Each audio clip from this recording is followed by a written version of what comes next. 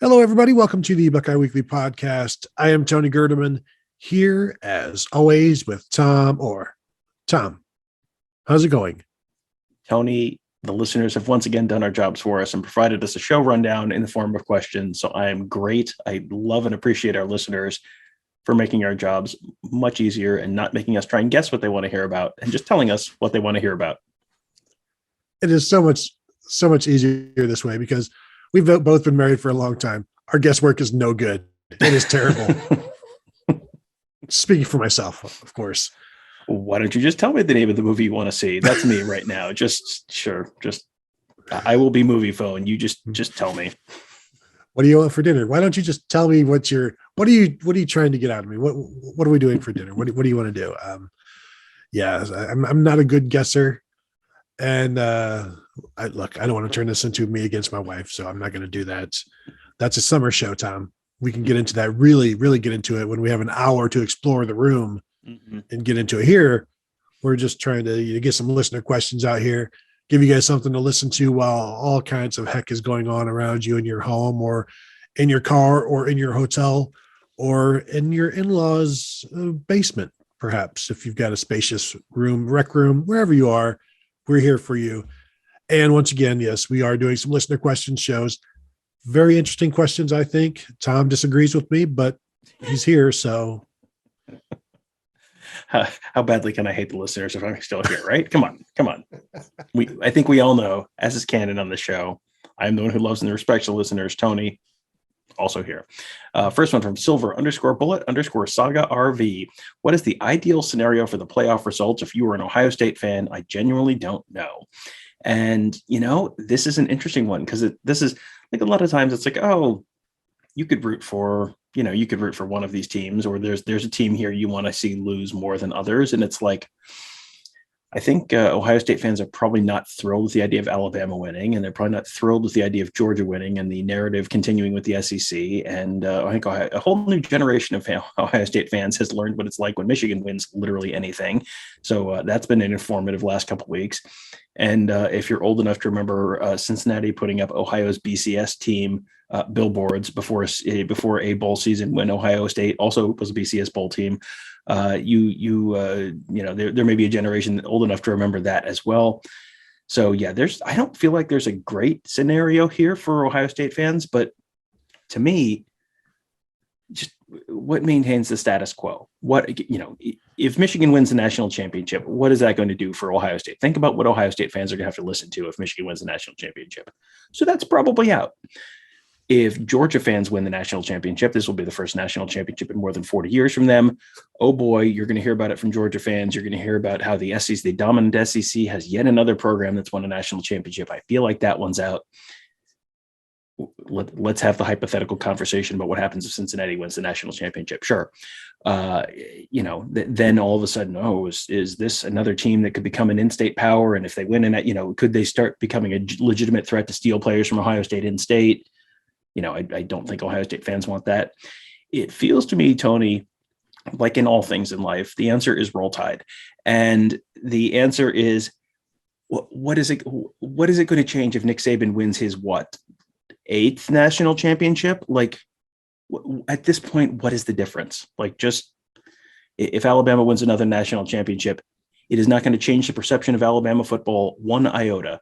Georgia will still be the chokers. Michigan will still be the team that has not, can't win has never won a college football playoff game. Cincinnati will be the team that got massacred by Alabama week 1. I think you just root for Alabama to win by 50 points in their 2 games, just absolutely crush people. And, and that's, there is no good outcome, but that feels like the least bad outcome for Ohio State fans. Yeah. At this point, you said it perfectly, Tom, all of it. I'm shocked. At this point, Alabama wins another national championship and, all of the trophies are in the room. If you remove one, does anybody notice? If you add one, does anybody notice? No. Does somebody notice if you add a national championship trophy to any of those other rooms? Oh yeah. And yeah, that's the only answer because it does. Ohio State fans are very concerned about everybody behind them, everybody in front of them. And if Alabama can stay the only team necessarily proven in front of them, then there's a little bit less panic. Now, Michigan did beat Ohio State this year, so there is some there in terms of them being in front. But if Michigan gets beaten by 3, 4, 5 touchdowns against Georgia, that's going to be a pretty good time for Ohio State fans. That's going to be fun to watch. It's, that's a good outcome there. So even though Michigan makes the playoffs, think of all the times that Michigan fans have enjoyed watching Ohio State in the playoffs lose badly. Clemson in 2016, Alabama last year. You can take joy in the losses in the playoffs of others. Cincinnati, I do wonder, Tom, that we're saying Alabama winning is the best outcome for Ohio State fans. If I put a poll on Twitter right now, who are you rooting for Buckeye fans? Who are you rooting for, Cincinnati or Alabama? What do you think that comes out to? I'm sure everyone's going to say Cincinnati, but I don't think people have actually thought through the implications for Ohio State. Like, I think people are just going LOL Bama, which it would, yes, it would be absolutely funny for Alabama to lose to Cincinnati. Yes, that would be very funny, but I think longer term, I think Ohio State fans would be happier if Alabama, if Cincinnati remained, okay, that's nice. That's cute. You made the playoff once. That's fantastic. I don't know that that's necessarily going to be in Ohio State's best interest for Cincinnati to win that game long term. But yeah, short term, and I'm sure the real moment of truth, if this is a close game late in the game, mm-hmm. The ball goes down on the ground for a fumble, and you have this just like your just the instant reaction portion of your brain is absolutely going to be saying, fall on the ball, Cincinnati. Like, no matter who, that's going to be what you subconsciously want to see happen.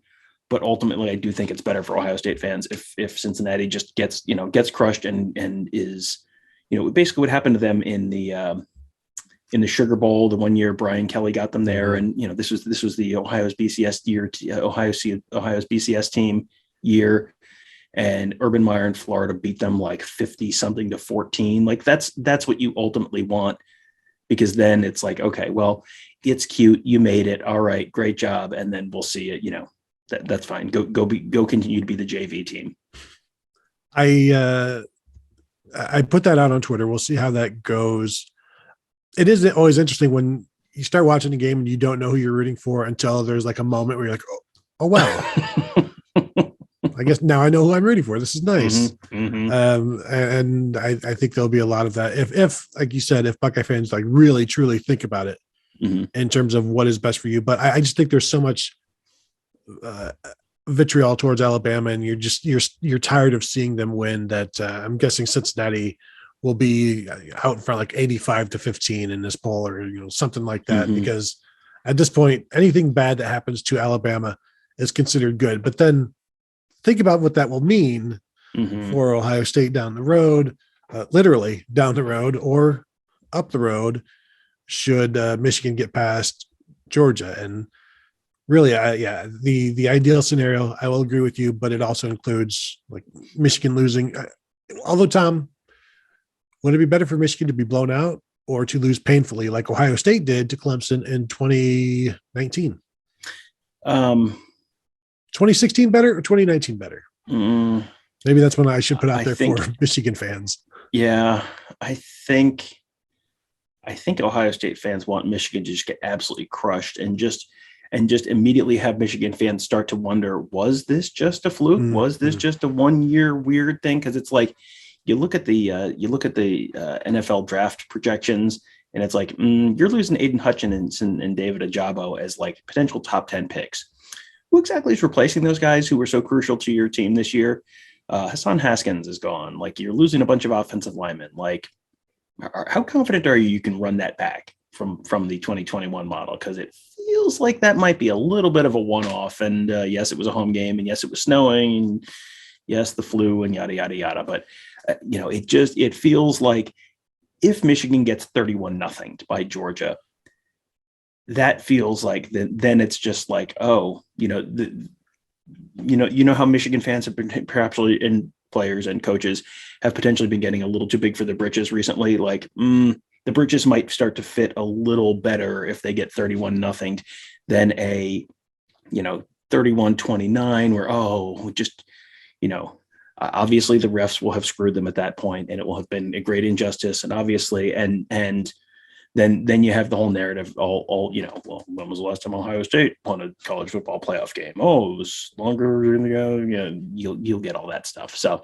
yeah, I think ultimately for Ohio State fans, you want Michigan to just get absolutely drubbed in the playoff. I don't know if that's going to happen. I don't know if Georgia has the offense to do that, but I don't know that Michigan has the offense to challenge Georgia in the ways that Georgia's going to need to be challenged. So I think Georgia's going to win by more than some people are talking about right now, but I don't know that Georgia can beat them by 30. Could Georgia be overlooking Michigan? I mean, if they lose, almost certainly that's, again, goes back to a conversation we had about on the last show. Like, boy, not only were they so beat up after that brutal SEC East schedule, but also got to remember you're overlooking a team and when you have another Goliath like Alabama potentially on the horizon, like, boy, yeah, how could you stay focused on? Yep. Admittedly. All right. Next one from Jay Croniger. With all these players going to the portal, do they all find landing spots? What happens if they don't find one? Do they go back to their original schools or their spots gone? Yeah, I think I haven't looked at the numbers, but I think pretty much if you leave Ohio State, you're going to find a spot. Mm-hmm. But if you leave Kent State, you may not. And if you leave, Wisconsin Whitewater, probably not. It's just the lower you go, the fewer spots there are. We've mentioned on this show, and just based on old numbers, I think 65% of FBS or Power 5 players who enter the portal find a spot. And then the lower you get, those numbers get even worse. Do they go back to their original school? Some do, if there's a spot for them. But a lot of times those spots are gone. Like once you leave, especially at a place like Ohio State, when the coaches aren't necessarily torn up when a player transfers. Now, they didn't necessarily want Quinn Ewers to go, but when they lose a third or fourth year offensive lineman who hasn't played, they're not going to hold that spot for that kid to come back. Like, well, you go test the waters, and if you want to come back, we've got a spot for you.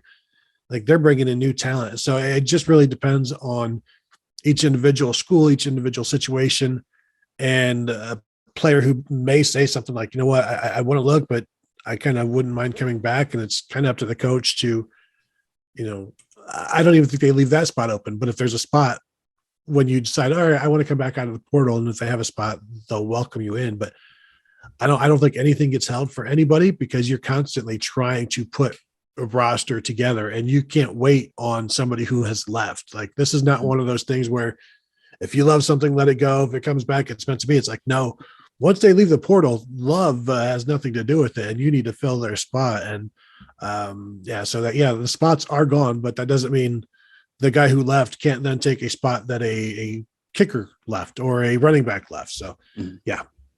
And it also probably depends a little bit on how you left. Like there may be guys who Ohio State is more willing to take back than others. And, if you left hypothetically in the middle of a game, that might make you less likely to get taken back.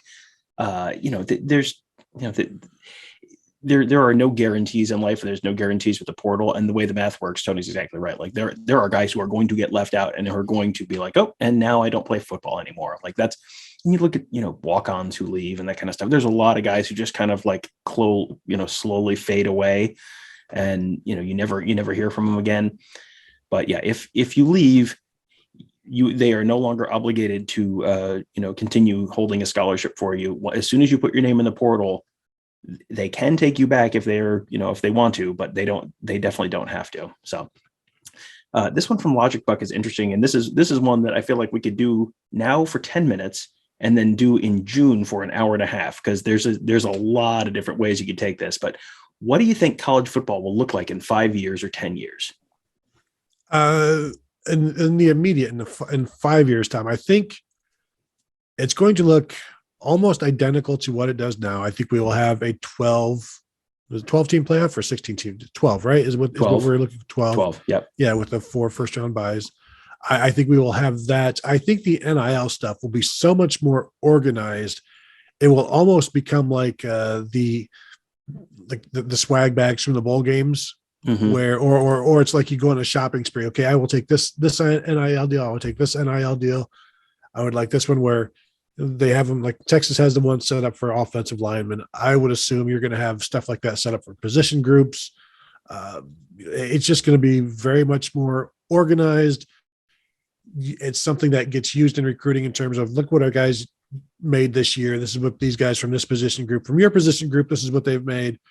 And now it's like schools are not setting any of those deals up, but alumni will, and then it gets incorporated into the recruiting, and they're still hands off, but there's some integration there as well. And I just think that will be a thing that is, I think it's going to calm down, but it's also going to be more organized, and you'll just know more about what everybody is getting. There will be more NFTs, Tom. I think that's going to change the world. I don't, where, you got this NFT that nobody else can have, and now you get it, or I guess anybody else can have it if they have right click capability on their mouse, but whatever. But I think it's things will be more organized. How could they be less organized, Tom? Right. And you got to remember that everyone thinks this is chaos this year. It's like, well, yes. Did the NCAA completely abdicate its responsibility to govern the sport and just kind of throw up their hands and say, well, after 30 years of saying that it's impossible to pay players, now you can do it, but just whatever, none of the rules apply. Thunderdome, hooray, Thunderdome the season. And that's what you got this year because, while everyone else is waiting for the NCAA to do its job, the NCAA said, no, you can't do that. You'll ruin everything. And then everyone else said, okay, well, we're going to make a law that says you can do that. And the NCAA said, whoa. We were just about to get to that. First of all, where do you get off? Passing laws, state legislatures, if that is your real name. And so now you're going to have, eventually, there is going to have to be some kind of like overall guiding force over all of this stuff, and this will sort of settle itself down eventually. So that I think is going to be one thing that you do see in the next few years. You see a little more structure. People will figure out kind of the hey, giving out $10 million a year to recruits is not ultimately going to get you great ROI in a lot of cases. So then that'll sort of settle itself down as well. So that'll I think start to settle. Conference movement is kind of interesting because with the 12-team playoff now, maybe that settles down some of the conference movement talk. But with the conference TV contracts coming up, the Big Ten, I think, is going to be potentially in the spot to make a lot more money than the Pac-12 and a lot more money than the Big 12 and a lot more money than the ACC, because the ACC is locked in until 2035 or something like that. Mm-hmm. So the Big Ten is potentially going to be making like $100 million a year per school. Like that's a possibility with this next TV contract, because they're looking John Oran from the Wall Street Journal had something where he was projecting like CBS and Fox might split the next Big Ten contract. And, is that good in terms of how you're going to be covered on ESPN? Probably not. Is that good in terms of, I'm doing the make it rain thing if you're just listening on the podcast, then yes, in fact, that is good in those terms, because you have a very valuable marketable TV product that draws a lot more eyeballs than pretty much any other conference. So you're going to have a lot more money in your athletic departments than all these other conferences do. So, I think the Big Ten is going to potentially be able to add schools. I mean, we've talked about all sorts of different possibilities, and the $64,000 question here is the alliance between the Big Ten and the Big Ten ACC and ACC and the Pac-12. Yeah. Is that a real alliance where no, we're not going to steal your people. We're not going to be Mr. Steal your girl. Because you should be Mr. Steal Your Girl if you're the Big Ten, because if you're not taking the more valuable properties from these other conferences, why? What's in it for you? Other than just, well, we want to be friends. Like, okay, cool. Like, that's not your job, man. Your job is to make the best conference, most marketable conference, most valuable conference. That's your job, not to be besties with George Kliavkoff. So I do wonder if, you go get, pick a team. We've there's been speculation about North Carolina, Virginia, USC.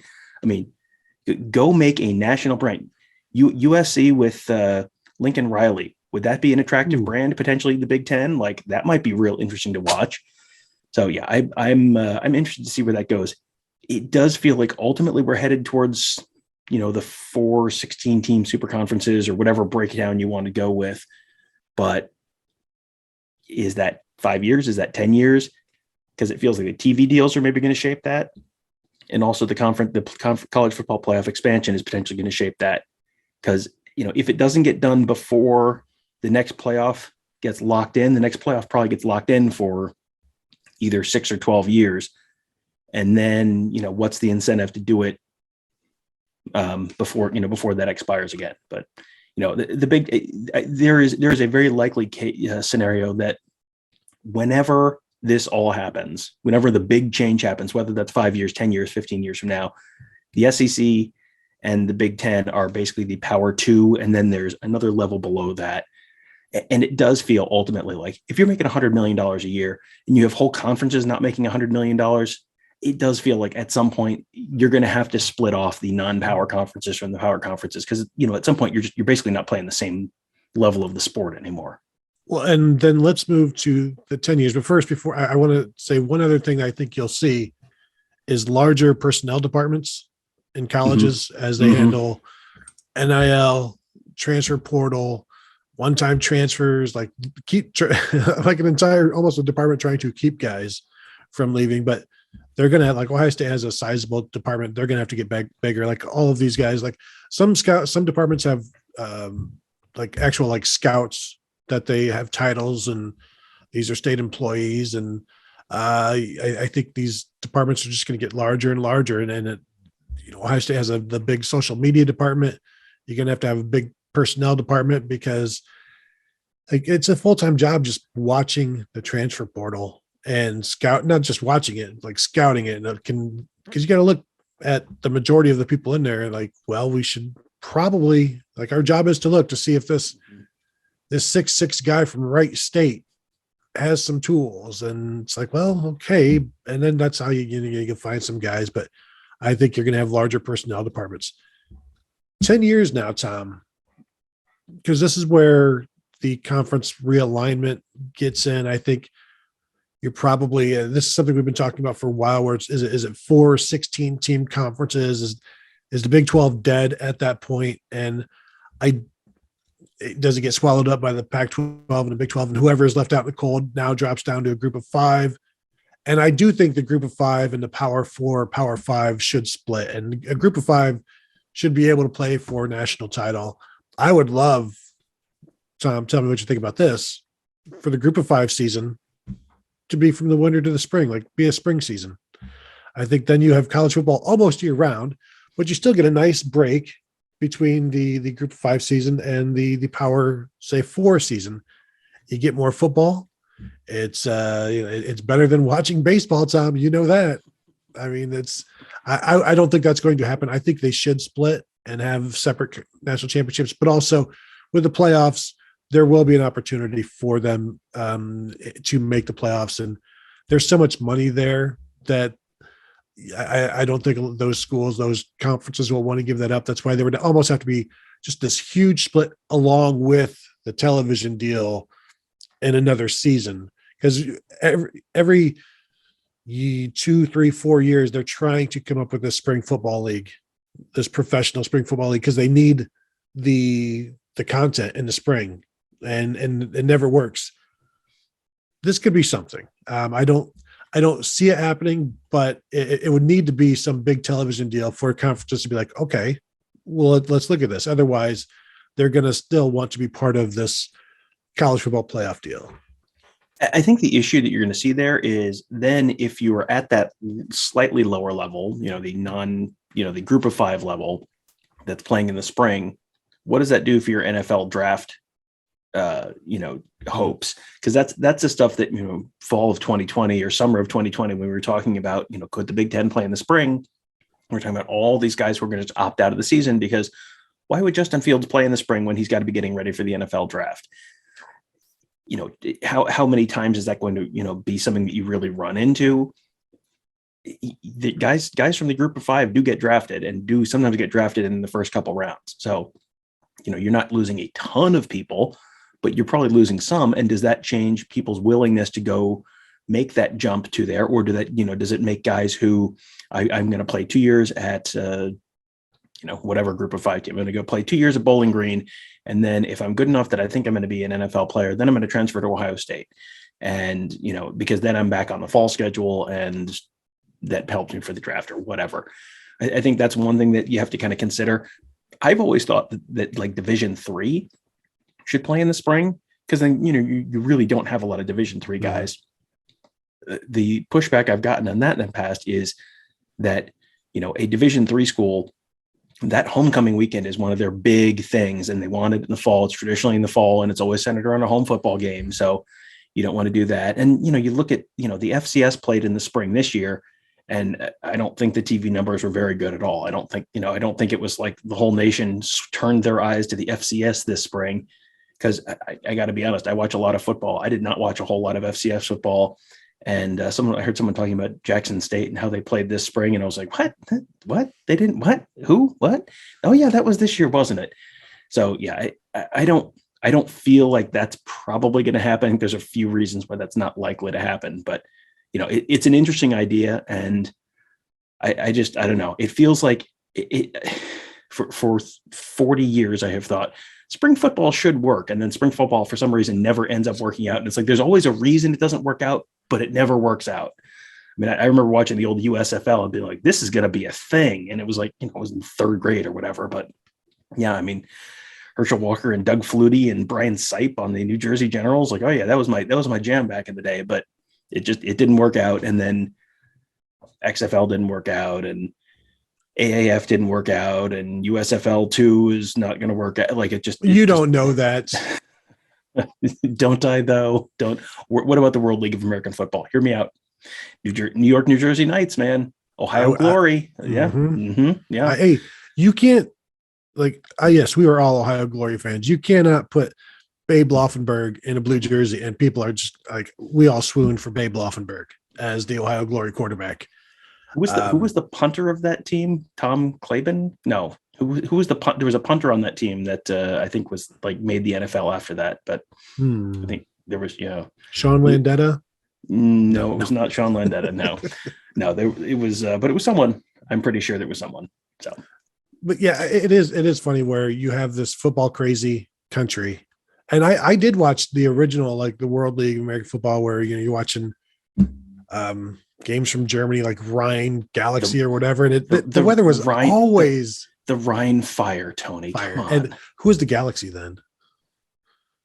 Glasgow? I don't know, but the weather was always terrible, and you're already getting these feeds from Europe, and then the weather is just like it's like every I don't know afternoon in Seattle, basically just rain and misery. Remember when the Canadian Football League came down to America, and that lasted for just a little while? I mean, the NFL and college football, it's fortunate that they are a solid number 2, and then that somehow they have been able to work. And I guess it's because they can work alongside the NFL. They are part of the NFL. They're also separate, and it's going on at the same time. I don't know. Are we too busy in the spring what are we doing in the springtime? I don't do anything. Not a single thing. Here's our World League of American Football teams: Birmingham Fire, Montreal Machine, New York, New Jersey Knights, Ohio Glory, Orlando Thunder, Raleigh-Durham Skyhawks, Sacramento Surge, and San Antonio Riders. Those are the North American teams. European: Amsterdam Admirals, Barcelona Dragons, Berlin Thunder, Cologne Centurions, Frankfurt Galaxy, Hamburg Sea Devils, London England Monarchs. I like that they had to specify it's London / England. It's London / England. It's like it's kind of the same place. Doesn't matter. The Rhine Fire and the Scottish Claymores, which of all the teams ever named for mines, maybe the best. That was one that was like, it was a great idea. All the American teams immediately folded. The American teams were there for 2 years, and that was it. Some of them were there for 1 year. The Raleigh-Durham Skyhawks, I think, were the ones that turned into the Ohio Glory. But yeah, all the European teams, the team in London folded first in 1998. Some of them made it to 2007, But 1995, 2007 was it. That's a pretty good job. That's pretty long. I didn't seem like it was that long. Now I do remember it just being European, but congrats to them. Good job, World League of American Football. Oh, I didn't think you had that in you.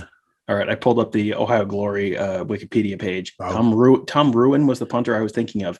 Jerry Korick was the place kicker. He was the place kicker for the Browns in Tecmo Super Bowl. So was he really? He was. Quarterbacks, Greg Fry. I did not remember Greg Fry being an Ohio Glory quarterback. Babe Laufenberg, as you said. Was Bobby Olive on that team? No, not according to. Well, if Wikipedia says it. Yeah, if Wikipedia says, and boy, let me tell you, there's a lot of names on here that don't have that do not have hyperlinks, so they are not names that that go anywhere. Yeah, Pat O'Hara, the third quarterback. Adam Walker played 5 seasons for the Niners and Eagles in the NFL. Yeah, boy, yeah. The only player in the wide receivers, tight ends, offensive linemen, or defensive backs. There's only one player who has a hyperlink. That's Kent Wells. He played 1 season with the New York Giants in the National Football League. So a lot of big names there. You're 2 specialists though, both big NFL names. Well, it starts. That's where it starts. That's the plan to win. The kicking game, special teams, field position, even European football. That's how you do it. Tom, anything else? American football, college football, 10 years. Let's just say this: is Notre Dame in a conference in 10 years? I don't think so. I think because of the expansion of the playoff, they're probably not, because they are contracted right now to only go to the ACC, I almost said the AAC, the ACC between now and 2035 or something like that. Like if they join a conference, it has to be the ACC. If they can get in the playoff every time they go 11-1 or maybe even 10-2, what does the ACC give them? Not a whole heck of a lot. So I think the playoff expansion actually makes it more likely that Notre Dame remains an independent than if they had just kept the playoff at 4. And their deal that they agreed to that has maybe been scrapped at this point was that they would never get a first round bye because they can't win a conference championship. And that's still up in the air. They haven't finalized all that stuff. I mean, there was the conversation that you had to be a conference champion. The top 4 conference champions would get the first round byes. But that just means, guess what that means? Notre Dame potentially has a winnable first round playoff game. Like that's a little bit of, we're probably not going to win the national championship, but we know we're probably not going to win the national championship because we haven't been able to win the national championship when it was 1 game you had to win. And we haven't been able to win even 1 game when it's 2 games you had to win. So but you're potentially set up to make the college football champion playoff. And then if you're the 7 seed, you're playing a winnable first round game, potentially at home. So then all of a sudden, like, ta-da, you've won an actual bowl game for the first time since 1993. So this actually seems like once you get to the point where you acknowledge that Notre Dame's not going to win the national championship, it's like, okay, this is now a better system for Notre Dame, at least in terms of having, being nationally relevant, being part of that conversation for the playoff most years, and potentially being able to advance at least a game before you get wiped off the face of the earth, as is Notre Dame tradition.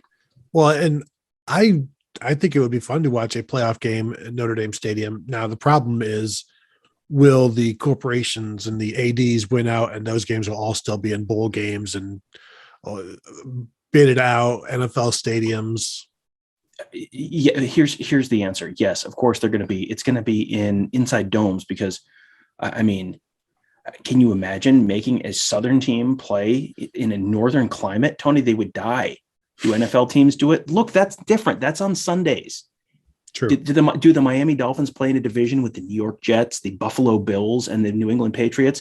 Tony, that's not relevant. I don't know why you keep bringing that up. It's irrelevant and it's irresponsible. And frankly, it's unsafe. You should feel ashamed of yourself. It's completely irrelevant, completely irresponsible to suggest that perhaps Georgia might be able to play a college football playoff game in Columbus, Ohio, or South Bend, Indiana, or Ann Arbor, Michigan, or State College, Pennsylvania. It's ridiculous. And frankly, I'm insulted you would even think to suggest it. I'm imagining like Georgia having to play or in Columbus and like 40 players opting out because of cold. way, man. Did you say you have a cold? No, that is not what I said. I don't have a jacket and I can't play in 40-degree weather in December in Ohio. I'm sorry. I refuse. And remember that?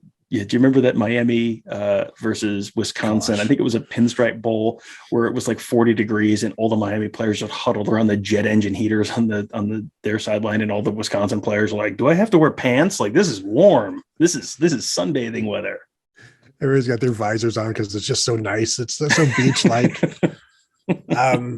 Yeah, so we're gonna have to like really break that down again this summer when we're looking for stuff to talk about, because we could really get into just the future and we will. So thank you for that question, Tom. Anything else before we go? No, I think we're good. And we have so many more shows to do this week. We got a lot of questions, and we are trudging through this like we're trudging through it, not quickly. Let's put it that way. So we'll have plenty more shows to answer all of your questions coming up a little later on this week, maybe early next week. We'll see how long we string these out, but we do appreciate all the questions and all the listenership and all of your support through this whole year. Tom, the verbiage you're using, trudging and stringing out, I would say prancing and sharing. We are prancing and sharing all of these great questions and answers with you, the listeners and viewers, and we thank you for joining us, and we will talk to you guys tomorrow.